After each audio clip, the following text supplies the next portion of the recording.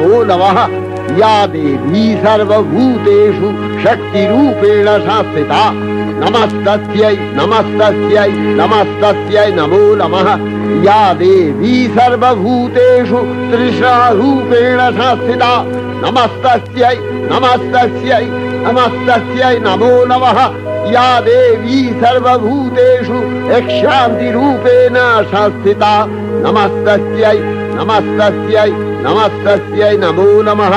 या देवी सर्वभूतेषु जातिरूपेण संस्थिता नमस्तस्यै नमस्तस्यै नमस्तस्यै नमो नमः।